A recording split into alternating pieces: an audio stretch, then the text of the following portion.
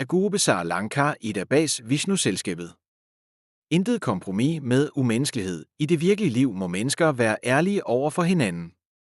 Hver person har en unik mening, som ingen andre besidder, og netop i denne individualitet ligger den sande værdi af oprigtig menneskelighed. Vishnu-selskabet har ingen respekt overhovedet for nogen religion. Hvordan skulle vi kunne respektere systemer, der har lagt grundlaget for hykleri, kærlighedsløshed, diskrimination, undertrykkelse, folkedrab og egoisme? Religioner er ikke menneskehedens vogtere, men arkitekterne bag århundreders og stadig fortsættende menneskelig lidelse. Vishnu-selskabet respekterer heller ikke institutioner, der opretholder eller udbreder religioner.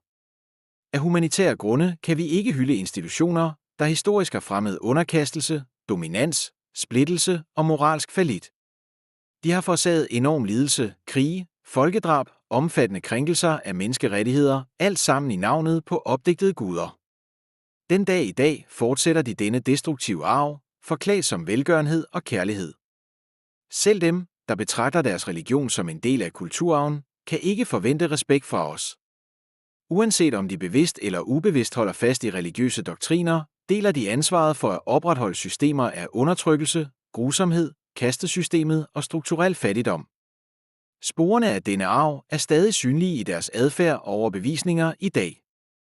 Den, der lader sine børn vokse op i uvidenhed, indhyllet i traditionens kappe, forråder ikke kun sandheden, men også menneskehedens fremtid. Vishnu-selskabet giver ingen plads til såkaldte falske værdier. Alt, der er i modstrid med menneskelighed, er per definition værdiløst. Derfor erklærer Vishnu-selskabet også, vi har ingen respekt for nogen verdensledere overhovedet.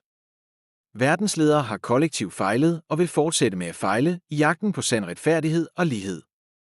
De repræsenterer systemer bygget på løgne, udnyttelse og massemanipulation.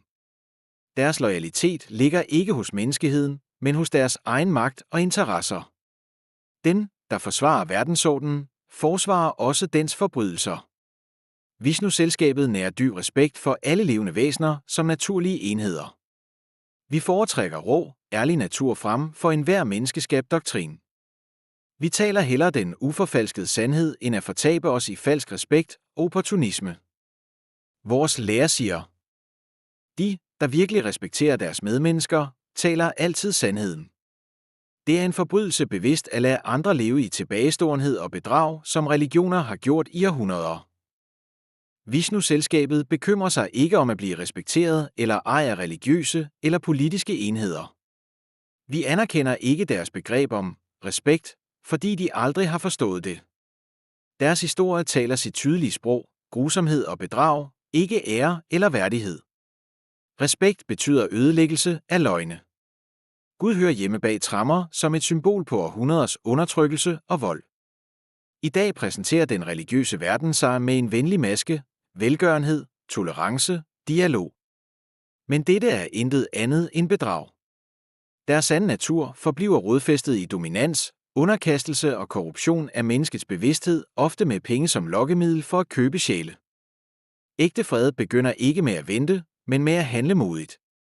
Det betyder ødelæggelse af alle religiøse bøger, Bibelen, Koranen, Toraen, Bhagavad Gita, Tripitaka og alle sekteriske skrifter og frigivelse af enhver opfindelse, der nogensinde er blevet brugt som et våben mod menneskeheden. Den, der virkelig ønsker verdensfred, harmoni, retfærdig fordeling og lige rettigheder for alle, må have mod til at kaste sin religiøse rustning. Ikke af fejhed, men som den ultimative hyldest til den eneste sande kreative kraft, naturen.